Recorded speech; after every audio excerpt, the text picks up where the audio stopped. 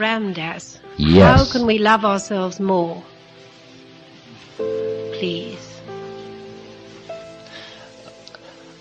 Instead of the term, how can we love ourselves more, I'd like to ask, how can we accept ourselves more? That in the way most of us have been socialized, the way in which a child learns, the initial learning, is that the parent is under pressure to socialize the child, to make the child socially functional. And in doing that, they emotionally, whether they intend to or not, reward and punish the child for behaviors. And the result is that when that starts very early, before there is a lot of reasoning process between the parent and the child develops certain emotional feelings that certain ways it is in its natural state are not acceptable. And the result is some feelings of unworthiness or inadequacy or something in most human beings as the result of socialization. Very few people ever come through socialization unscathed in some way or other. I mean, that's not an unfair statement, I don't think. So in a way you could see that ego or personality is in a way built upon, and that's where Freud understood it. He saw that the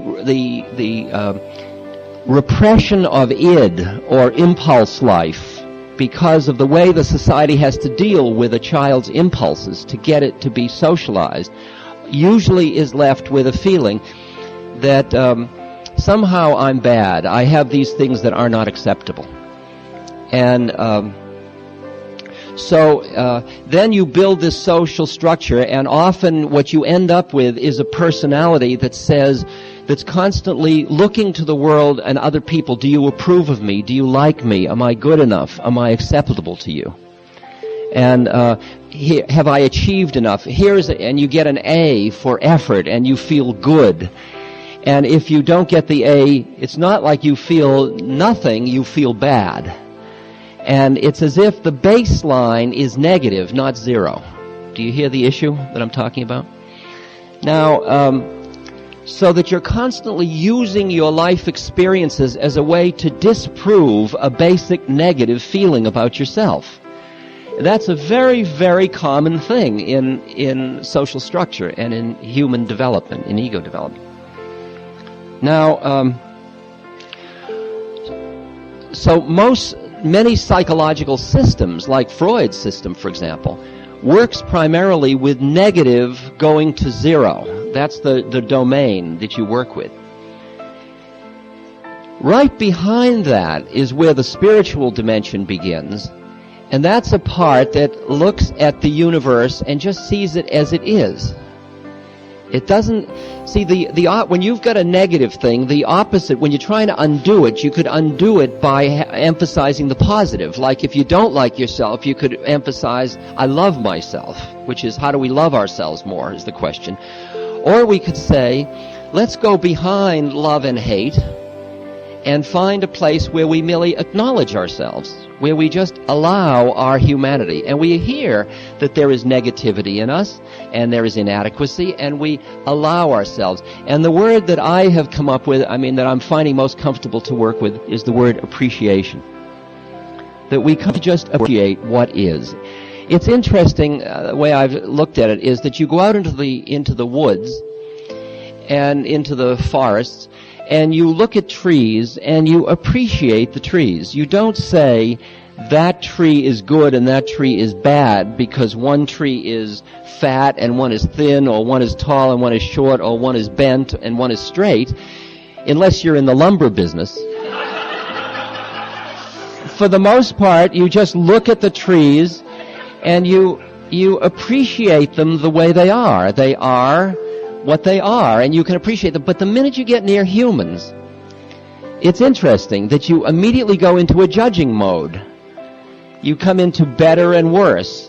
And you do that out of your own insecurity. You do that out of your own need constantly to be reassuring yourself. So you're saying that person is got more hair than I do, or that person is see, that's the one I picked. So I wonder why. That, or you go into, you find dimensions constantly judging and equating. Am I as good as? Am I equal to? Am I as good a mother? Am I as beautiful a woman? Am I as effective a worker? Am I whatever it is, whatever dimension?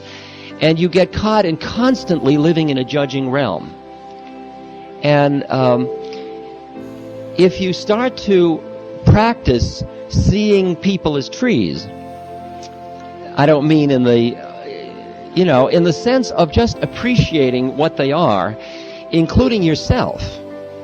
It's just starting to appreciate yourself, appreciate your humanity. Like when I'm supposed to be, I'm Ram Dass, and I've worked on myself, and I'm supposed to be equanimous, loving, present, clear, compassionate, accepting. Oftentimes, I get tired, I'm angry, I'm petulant, I'm closed down. Now, for a long time, I get into those states, and I would feel really embarrassed because that isn't who Ram Dass is supposed to be. So I would appear like I was warm, charming, equanimous, compassionate, and there was deviousness and deception involved. And then I realized that's bad business because that cuts us off from each other.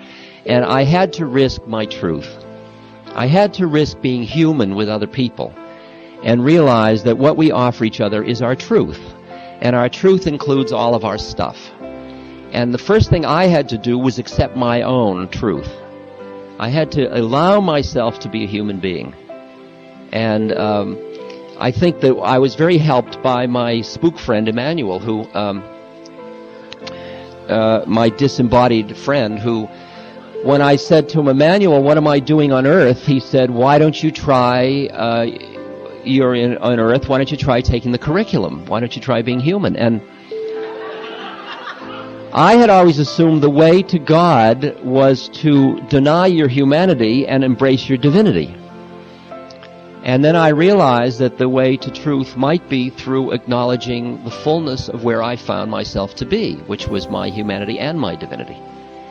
And not wallow in it, but acknowledge it. And not reverence it or judge it. Just appreciate it. Just allow it. Allow my humanity.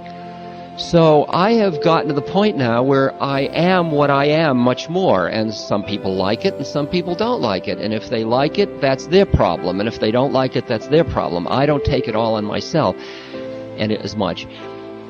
And, well, it's a slow process. It's a slow process.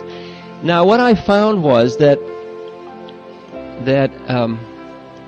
as I started to allow myself to be human more, just allowed what I am, things changed much faster in me. I mean, things fell away more quickly. It was as if I was locked into a model which was based on that negativity, that dislike of myself.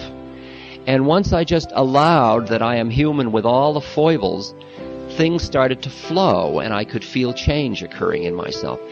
And then I would start to experience my own beauty.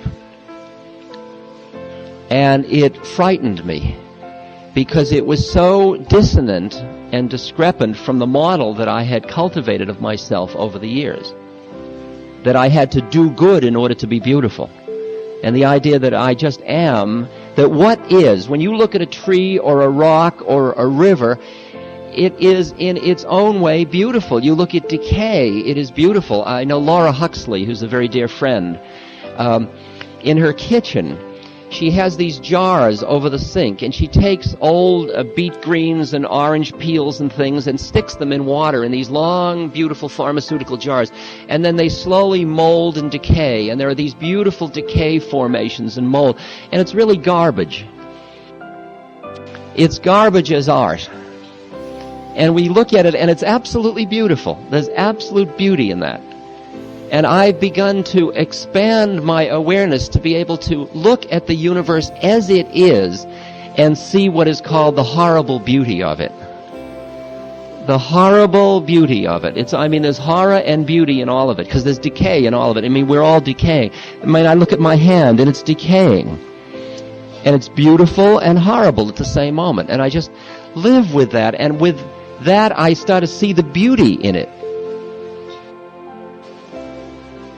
So we're talking about appreciating what is. Not loving yourself as opposed to not liking yourself, but allowing yourself. And as you allow, it changes. I think that gets behind the polarities. I think that's what's important.